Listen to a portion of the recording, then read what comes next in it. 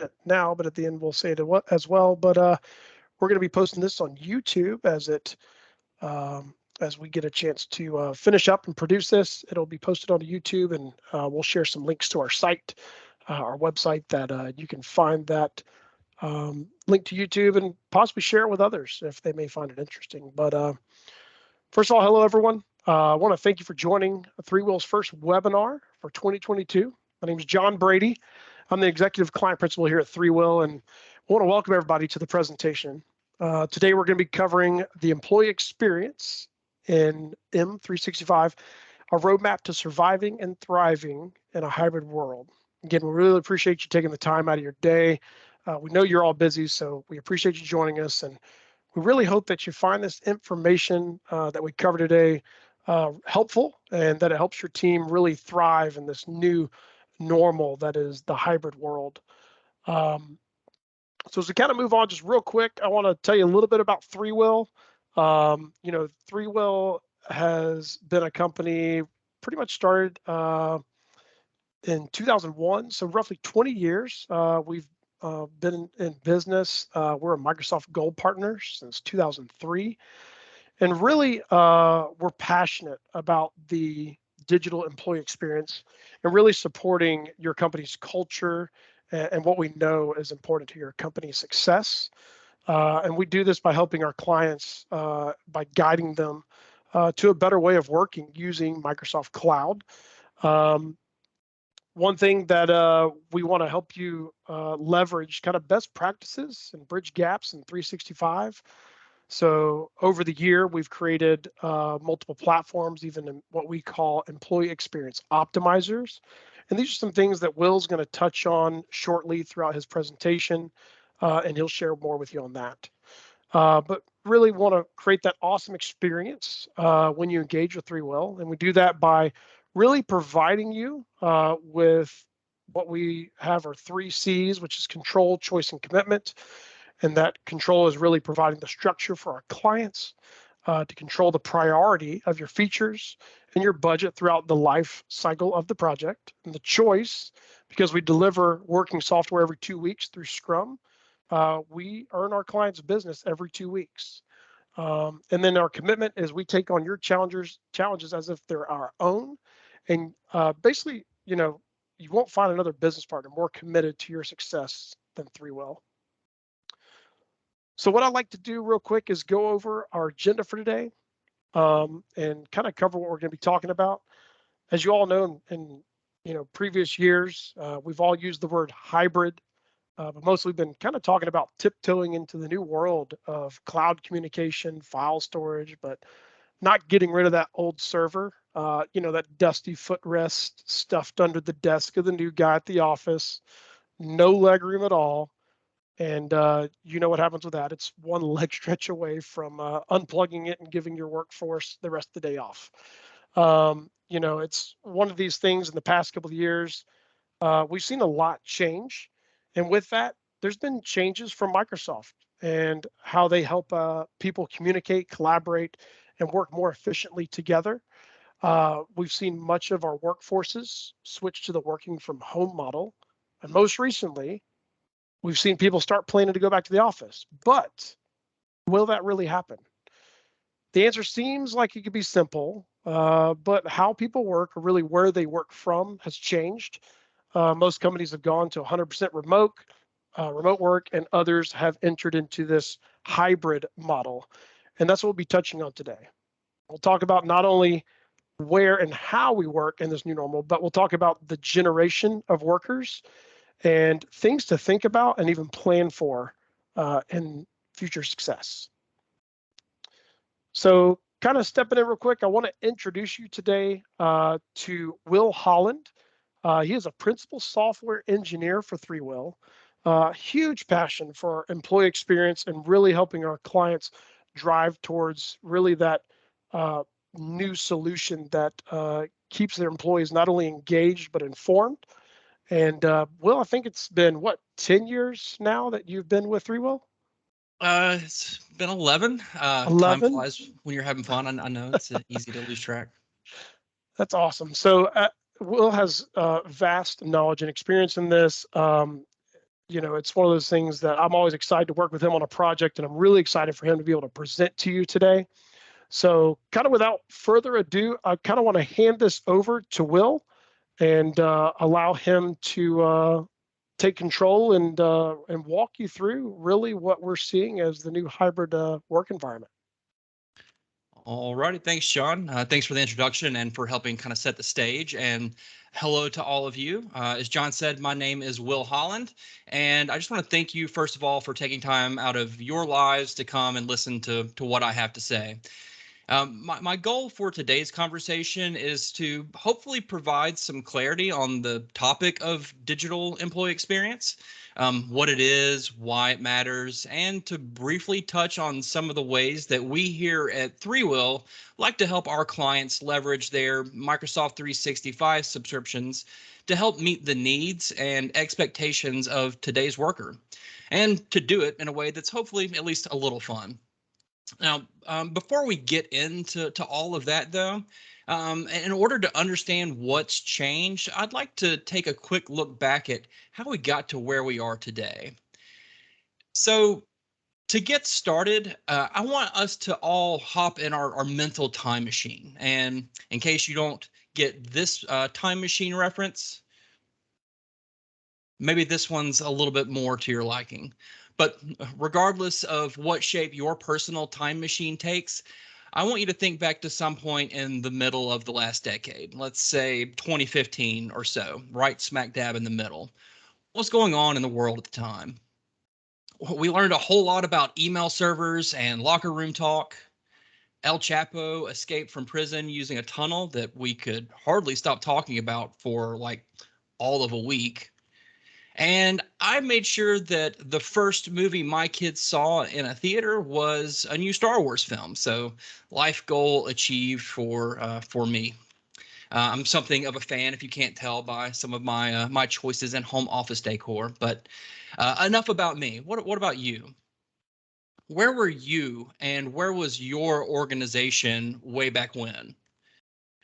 So, okay, I lied. Back to me for just a moment.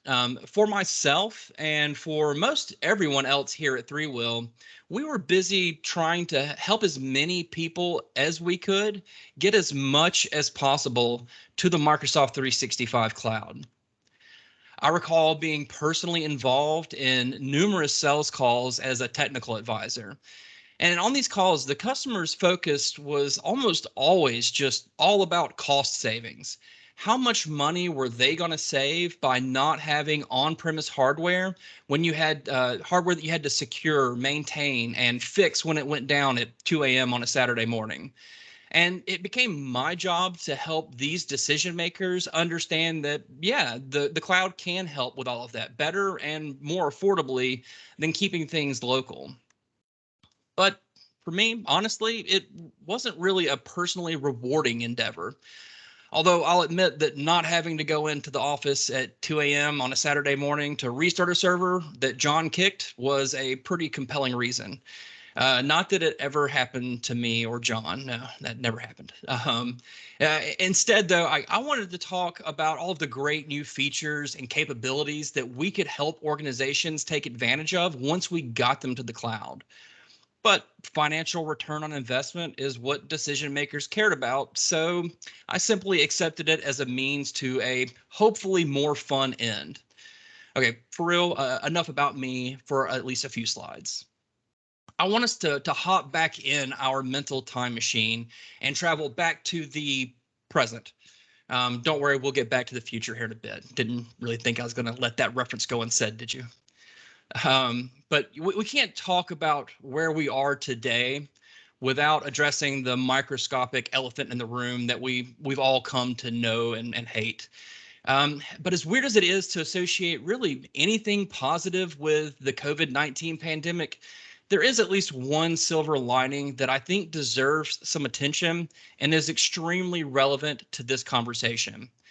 And that silver lining is the change in what those same decision makers that I used to talk to about cost cutting are now focused on. And it's a change that I've witnessed firsthand countless times over the past few years. Rather than simply talking about ROI in financial terms, They're asking questions about how they can help boost their employees' experience. And that's honestly my new favorite question to hear. But what is employee experience? The simplest answer to this question is that an employee's experience is all about the on-the-job encounters that shape how they feel about being employed by the organization that they work for, how they feel about the work that they do, and how well both align with who they are as a person. Every interaction, positive or negative, that a person has while on the job helps to form their opinion of what it's like to be an employee at your organization. These interactions can be anything from a conversation with a coworker in the break room, the amenities that are found in that room, or the fact that there is no break room for conversations or coffee. The people, the perks, the tools, your company culture, they all get fed into how people feel about their place of employment. We call this feeling an employee's engagement level. How engaged someone is, usually ranked from disengaged to highly engaged, is used to describe how much a person feels that the company that they work for or the work that they're doing aligns with their personal happiness and interests. A person who is completely disengaged is one who would likely agree with the statement, "I'm just here for the money." And they're likely to leave at the first available opportunity, just as soon as someone else offers them better pay or better working conditions. Someone more in the middle might be considering your organization's career advancement opportunities, or considering advancement outside of your organization if none are apparent within. And finally, someone at the highest levels of engagement might feel that their work leads them towards a fulfillment of purpose. And someone with that feeling is not going to easily give it up for any amount of money. Now, this image, which I borrowed from my friend Mike Hommel's recent blog post, matches engagement level to something known as Maslow's hierarchy of needs. If you've ever Googled employee experience, there's a good chance you've seen a variation of this slide before. To oversimplify, Maslow says that in order for a human being to be truly happy, certain needs must be met. He categorizes these needs into 5 levels, and he tells us that before you can address the needs of one level, the levels beneath it must first be realized. So, in other words, for you to be happy, you'll need to have a sense of security or well-being, job security, financial security, health security, etc. However, if you don't have access to food, water, shelter, or air, our basic needs as human beings, feeling safe is forever out of reach for you. But what does this have to do with employee experience? Well, it turns out that the same principles to general happiness can also be applied to our lives as employees. While the exact needs are, of course, a bit different from our needs as humans, an employee's needs still can be broken down into those same 5 levels. As an example, the basic needs for an employee are things like a clean and safe working environment, access to restrooms, and time set aside for eating. These are some of the bare minimum things that an employer needs to provide for their employees in order for them to be successful. And if you don't provide those things, you can expect people to quickly look for an exit. And those that do stick around, they're not going to be able to be their best selves. It's hard to be productive when you're hungry, but you don't have time to eat, or you need to go, but you don't have access to facilities. You're certainly not going to be worried about a lack of training or getting a promotion if you're worried about those other 2 things. Now, obviously, those examples are a bit silly and contrived, and we have laws to ensure that most of them are met, but they do help serve to make 3 points. Point number 1, you cannot increase engagement further than an employee's needs are being met. Number 2, all employees from the CEO on down have the same general needs. And number 3, an engaged employee is happier, more productive, and less likely to leave. So what then is a digital employee experience? In a way, it's a subset of an employee's overall experience, but it's an increasingly important part of that experience that can help boost your overall engagement levels or hinder them if left ignored. More specifically, it's about how you use your technology to help engage with your employees, help them engage with each other, and how they feel that you're using technology to help them. A lot of organizations will put emphasis on the physical spaces that their employees occupy, office plans, decor, amenities, etc., all of which are important and do have a measurable impact on your employee engagement levels. But for a lot of employees, now more than ever, most of their daily work activities occur in a digital environment as opposed to a physical one. Yet, despite this new normal, many organizations are struggling to address the new set of needs and challenges that they and their employees face. So, why should someone's digital employee experience matter to you and to your organization? Well, because the way work gets done has changed, likely forever, and your organization has to choose to adapt or risk being left behind. If you haven't done so lately, I highly recommend heading over to one of the top job posting websites and just peek at their list of recommended searches. You'll see some form of remote or work from home option at or near the top of the most searched topics. And whereas before remote positions were somewhat of an oddity, today's employees have no trouble finding an employer who is all too happy to offer permanent work from home positions. Numerous studies have also shown that the younger generations, millennials and Zoomers, favor things like growth, experience, and flexibility above things like salary. They're also far more likely to consider your use of technology as a sign of how likely your organization will be able to help provide them with the things that they care about. And you shouldn't expect this trend to go away anytime soon. This infographic, which I borrowed from Purdue University, who themselves borrowed data from the Pew Research Center, is based on 2015 data. And as you can see, the younger three generations account for nearly 3/4 of our workforce. And that was 7 years ago. Based on the most recent demographic data that I could find from the US Department of Labor, millennials and the oldest of Generation Z make up over half of the current professional workforce. And as baby boomers continue to move into retirement at a rate of roughly 10,000 per day, they're being replaced by the younger generations. Millennials have been filling that void for a while, but as more members of Generation Z are beginning to reach adulthood, they'll soon start outpacing millennials as the fastest growing segment of our workforce. Each generation picks up habits and lessons from the previous generation and then reshapes them to better suit their own experiences. What's important for us to understand is how each generation's perspectives and motivations have and are changing the way that work gets done today. And also what it takes to hire and perhaps more importantly, keep your most important resources right where they are, which of course is your people. So to do that, we'll look at the four major generations that make up our workforce today. Up first, the baby boomers, my parents' generation. This generation lived and led the world through some of the most important moments in our recent history. They fought systems and governments, they won, and then they tried reshaping them into something that fit with their worldview. And then they ran them. Boomers are no stranger to hard work, sacrifice, and the power of community. Their primary motivators were things like loyalty, teamwork, and duty.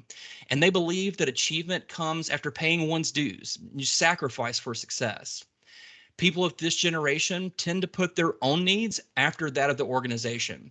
They saw and may still see work as a privilege and an honor bestowed upon employees by the organization.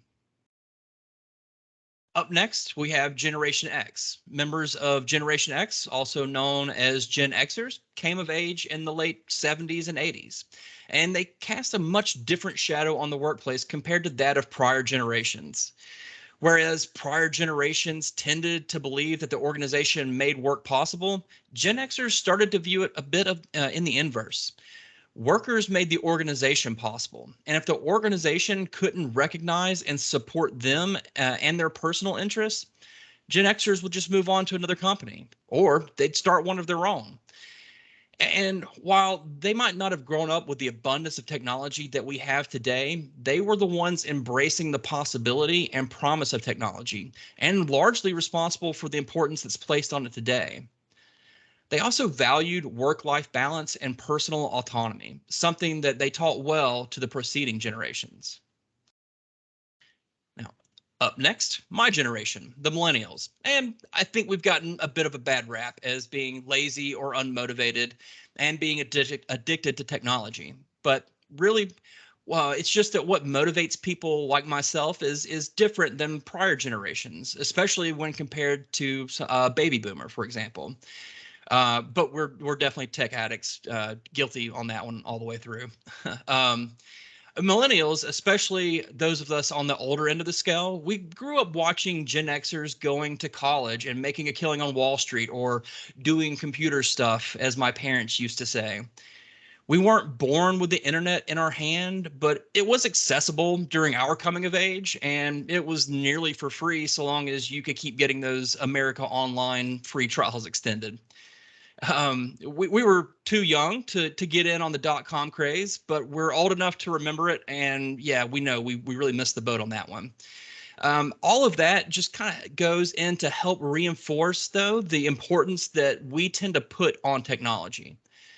Our primary motivators are things like responsibility, the quality of managers, and unique work experiences. And our beliefs are focused on things like personal challenges, growth and development, work life balance. And it's honestly a little freaky how well that describes me personally. Another interesting stat shown on this infographic is that by 2025, millennials will make up 75% of the global workforce. That's right. So only 3 more years, John, until you and we get to run the show, right? Fantastic. Finally, we arrive to the latest generation, Generation Z, now informally known as Zoomers. And while Gen Xers and Millennials saw the birth of the internet, Zoomers were born into it. They've never known a world without it, and most of them won't remember a world without smartphones. For this reason, Zoomers are often referred to as the first digital native generation. Access to technology is taken as a given, and the technology is expected to be of good quality. And similar to the previous two generations, Zoomers are motivated by topics such as diversity, personalization, individuality, and creativity. They embrace the title of digital device addicts and believe in concepts like independence, individuality, and innovation. It also says they prefer to work with millennial managers, but this might be completely anecdotal. But as a millennial raising two Zoomers, I'll have to hard disagree on that point at least. But I do find it interesting that 84% of Zoomers expect their employer to provide formal training. And I have a theory as to why that is. You've probably heard the word adulting before. It's a phrase us millennials started using to describe the responsibilities of adulthood. A few years back, us millennials caught a little bit of flack for taking adulting classes on things like sewing, automobile maintenance, and other such topics. The thing is, plenty of us were just never shown how to do these things. They were done for us, usually by our parents, and we didn't know well enough to ask. Well, every generation tries to correct its own mistakes with the next. So all of us millennials tend to take the teach a person to fish approach with our kids. So naturally, when these kids start entering the workforce, they've been conditioned to expect to be shown how. Now, there are four major generations present in our workforce at any given time. And at this present time, 3/4 of our workforce are people who prioritize work life balance, growth and development, and innovative technology at least as much as they do salary. And while there's a few decades before we get an idea of what the next generation will be like, it's hard to imagine that they'll reverse the course we're presently on.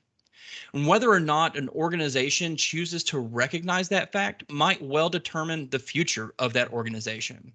If they choose not to recognize that, there are plenty of other organizations out there who will. And the only generation who highly valued loyalty is looking at retirement. The rest of us, we're just apt to leave. And even if you do offer some sort of remote work or flexible hours, if your organization is one that's struggling to meet those new technology needs and expectations of your workers, you're elevating your risk of losing great people. And those that do stay will have a much more difficult time reaching their full potential. And if they can't reach their full potential, you'll never be able to reach yours either. So we've talked a lot about different personas, how they all expect some sort of flexibility regarding when and where they work, and what they expect from your organization in terms of technology. How does ThreeWill help meet those new technology needs and expectations?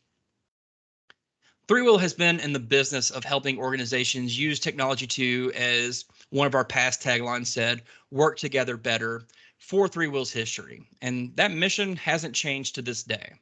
What has changed, as we've just reviewed, is what it takes to be successful in doing that in today's job market and this new normal with remote and hybrid workers. As mentioned, today's employee has a world full of other opportunities at their fingertips, and it's the job of your organization to give people a reason to stay, be it in a cubicle or on their own couch.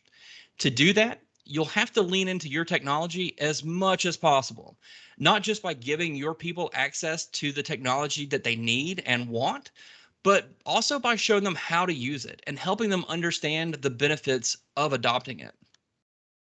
So when we talk to our clients about improving their overall digital employee experience, we approach it with the employee in mind.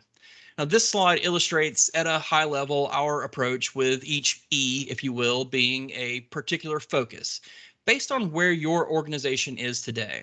And next, we'll briefly dive into each one. And in the coming months, we'll also be presenting free webinars that go into each one in much deeper detail. So stay tuned. Now, we'll talk about enablement first. It's recommended that most organizations start here, as this is where we address some of an employee's basic digital workplace needs. As a part of being successful in doing that is to make sure that you're enabling your workforce to get their job done, regardless of wherever they may be, and in a way that is as frustration-free as possible. Now, Microsoft Teams is the premier collaboration tool on the Microsoft 365 platform, and in my opinion, anywhere really. However, like fire, Microsoft Teams is a tool that can be as harmful as it can be helpful if it's not used properly and with care. You'll find no shortage of stories of people who have been burned by hastily rolling out software, and Teams is certainly no exception. Teams sprawl is a phrase that I've heard countless times since Teams released in 2017. And I've heard friends and neighbors complain about how hard it is to find what they're looking for because they're a member of hundreds of teams, sometimes with overlapping purposes because two different people created the same team and just didn't know that one already existed. But that's not really Teams' fault, though. It's just a tool, and that tool has been given to people oftentimes with little explanation or training. Now, I can't recall where I heard it, but there's a saying that goes something like, if you give a monkey a stick, the first thing he's going to do is look for something to hit. I hold on one second. I think there was a story behind this one, Will. Yeah. So this may or may not be based off true life events, because it's definitely true of little boys and little sisters. So we have, don't give a kid a soft baseball bat and stand too close. You've probably seen, videos, pinatas gone wrong, that sort of stuff. Definitely a true story. You got to show them how to use it. And that's the thing. If you show them how to use it, what it's for, and the best practices for that particular tool, they'll use that tool to their benefit, the best way that they know how. Now, not suggesting that your coworkers are apes. We all need to be shown how to do stuff from time to time. That's normal. So that's why we created our Microsoft Teams enablement service offering, where not only will all of your users be trained on the features and functionalities of Microsoft Teams, but we'll also help you show them how to use it properly with tips regarding things like Teams etiquette. We'll also work with you and your organization to define what we call your contract for collaboration, which aims to help educate users on how to use the tool without getting burned. Now, this contract defines what teams your organization needs to support your operations and the teams of people that make it all happen. It will also address how members of those teams will use it to facilitate their duties and stay organized so that all members of the team know where they can find those important conversations and documents that they're looking for. Here's an example of one of the contracts we use here at ThreeWill. This is one of our standard types of teams that we use, simply known as an account team. To help people quickly identify the type of team, we use a standardized naming convention by simply prefixing the team name with the word account, followed by a hyphen, and then the actual name of the client. Furthermore, we've agreed that all account teams will have the same set of standard channels with prescribed names and conventions. For each channel, we define what purpose the channel supports, and we even go so far as to standardize the subfolders we use in each channel. Now, all of this is documented in a single OneNote file that everyone at ThreeWill has access to. And because of this, we all understand the standard and are able to quickly and easily find, let's say, the master service agreement for a particular client or a statement of work for a particular opportunity with that client. In addition to that, we will work with your organization to help manage the organizational change aspects related to rolling out Microsoft Teams. We do this by identifying change champions from across your organization that can help voice the challenges and concerns of their coworkers, while also helping spread the word about how the upcoming changes and how it will improve everyone's overall experience in their digital workplace. And these champions will also be crucial in helping solidify those collaboration contracts we were just talking about. And if you're interested in this and learning more about how teams can help your organization get work done, stay tuned. Later on in August, my friends Kirk Lamont and Jim Ebert will be presenting a webinar covering what we've just discussed, but in far more depth, as well as some other teams related topics. And registration for that webinar will be opening up soon, so be on the lookout for that. Now, up next, we're all about engagement. Taking care of people's basic needs is essential, but it'll take more than that to keep them from feeling like they're more than just an employee. Remember, they can get that feeling anywhere. People want to feel like they're a part of something bigger, and organizations who are successful in connecting with their employees on this level will find their workers happier and more engaged. With our intelligent intranet service offering, we focus on leveraging SharePoint to build an intranet for your organization that helps you connect employees to each other and to your organization. We do this through rich and engaging news, such as an employee spotlight or a new hire news article, and by providing readers with authoritative information, such as upcoming birthdays, company-sponsored events, or the latest updates to your HR policies or employee handbook. Now, this screenshot that we're showing you here is from what we call the ThreeWill Lookbook. It's sort of an intranet catalog, if you will, that we've put together to help give clients a guided tour through the art of the possible. The lookbook consists of multiple layout options, such as the one shown here that we call the landing, that has different page layouts and news templates. And our custom optimizers, like the core values optimizer that's shown here in the upper right-hand corner on the main body of this page. We walk clients through our lookbook, and if they find a particular layout to their liking, we've got it all packaged up and ready to be deployed in their tenant. Just add content. Or if they want a more personalized intranet, we can work with them to help build and define something that's the right fit for their organization.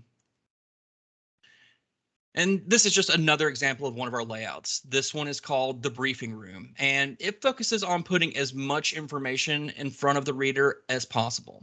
It's a highly popular choice for things like a department site, where you allow users from outside of the department to come in and get some information about what the department does, who makes up the department, and find any useful information or answers to like frequently asked questions that a user might need. And this is an example of one of the types of news articles that can be made available in your intranet, and it's used just to shine a spotlight on your people, giving them much needed praise and recognition. And finally, we'll also take advantage of Viva connections, assuming that you've rolled out Teams, to surface your new intranet inside of Microsoft Teams so that users can not only stay up to date with the latest news and information without ever having to leave Teams, but they'll also be poised to take advantage of the handy new dashboard feature provided by Viva that can help boost productivity and engagement even further. We'll also help you understand how to leverage the things you're already doing in Microsoft Teams, such as sharing recordings of your company-wide town hall meetings right from your homepage without you needing to lift a finger. And also how to help bridge the gap between collaborating on a piece of content and sharing it with the rest of your organization inside of your intranet. Um, Coming up next month, it looks like July 21st, my friend Mike Hommel will be presenting a webinar covering our intelligent internet service offering, the ThreeWill Lookbook, and other elements to kind of help keep your organization's employees engaged and connected with you and to each other. Last, but certainly not least, we want to help you look for ways to empower your people to be their best selves. This is where we start looking for ways to help people go from surviving to thriving in their workplace. There's actually a handful of different ways that we like to help organizations do this, but I'll focus on the big three, at least my favorite three. Deploying the Power Platform Center of Excellence, application modernization, and process automation. The Power Platform is an extremely powerful tool that has the potential to turn anyone in your organization into a developer. However, like Teams, it can cause some heartburn for your organization if not managed correctly. Thankfully, Microsoft created the Center of Excellence, or COE, to help do just that. And as your first steps toward empowering people to solve their own problems, we'll want to help you get that up and running. Doing so will give your organization insight into who inside of your organization is already leveraging the Power Platform, what they're building, and how effective their creations really are. And you can read more about the COE by reading this blog post by Mike Hommel, which you can find on our website at ThreeWill.com. Spoiler alert: the answer to this question of should my organization care about Power Platform adoption is a yes, but you can go read more. Now, once the COE is in place, we'll want to begin looking at ways to help your users leverage the Power Platform to create new or replace antiquated apps that help them streamline otherwise frustrating or tedious activities, as we did for a certain corporate tax team. Now, this corporate tax team was using a legacy access database application to track quarterly investment gains and losses just to help minimize their tax liabilities. Now, this database was stored on a shared drive that could be accessed by anyone on their team, but only one person at a time could access it to avoid conflicting saves. Naturally, this was a huge bottleneck for them.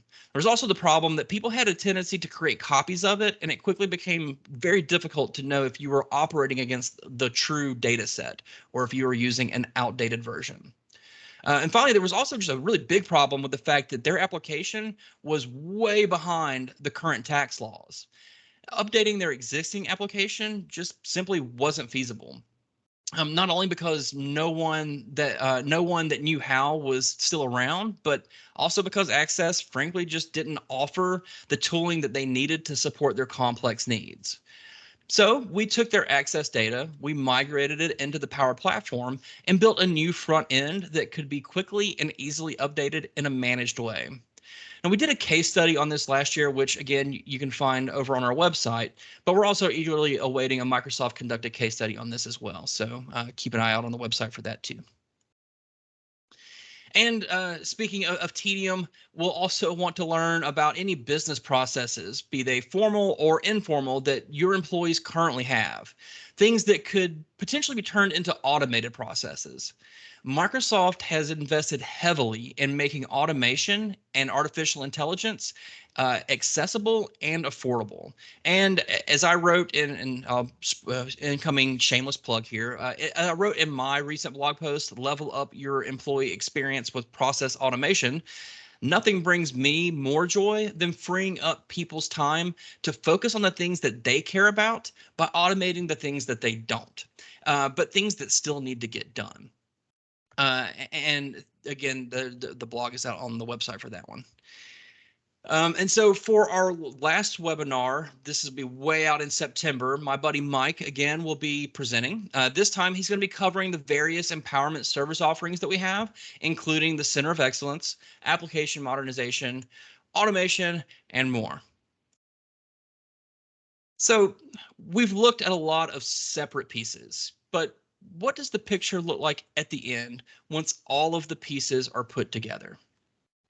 At the end of this journey, not only will everyone in your organization have their basic technology needs met, but they'll be connected with the people and events around them inside of your organization. They'll see you and the organization both represented as one that not only helps people survive, but also one that helps them thrive. And if you can help your people feel that, you and your organization will thrive in turn. Before I turn it back over to John, I just wanted to thank all of you for taking time out of your lives to come and listen. I hope this was as fun for you as it was for me, and hopefully you get to walk away with some new insights. Thanks, and John, I'll turn it back over to you. Awesome. Fantastic, Will. And I really appreciate your time and sharing this information with everybody. And really want to let everybody know that, these upcoming webinars, we're going to be posting them on LinkedIn or Facebook, Twitter. So please, if you have a chance to go out there, follow us on any or all of those platforms. Another thing that is a great tip is a lot of folks that we've worked with before will take the ThreeWill website and save it in your favorites bar at the top of your web browser. They go there almost like Google, trying to figure out, some information or maybe some tidbits of, around Power Platform. And it's a great tool to use. We have some amazing blog posts, some great podcasts, just really good information. So invite you all to kind of check out the website. A lot of the links that you heard about today and blog posts will all be on there. And again, they are searchable. So any questions you may have, or if you're looking to engage in a project maybe around your employee experience or anything else, please reach out to me directly. I've got my email right here on the screen at jbrady@threewill.com. And, we'd love to engage with you, have conversation. If it's some simple questions, we'd love for you to just reach out in general and have a chat. But we hope you see you in our upcoming webinars. And don't forget to sign up on that newsletter as well on ThreeWill.com. They're going to share some great information once a month. It's not very intrusive at all. And that way we can reach out to you and let you know of any current events coming. So with that being said, really appreciate you again for everybody joining and spending the time out of your day. And we look forward to seeing you next time. Appreciate it. Thanks, John. Thanks, everyone. Bye, everybody.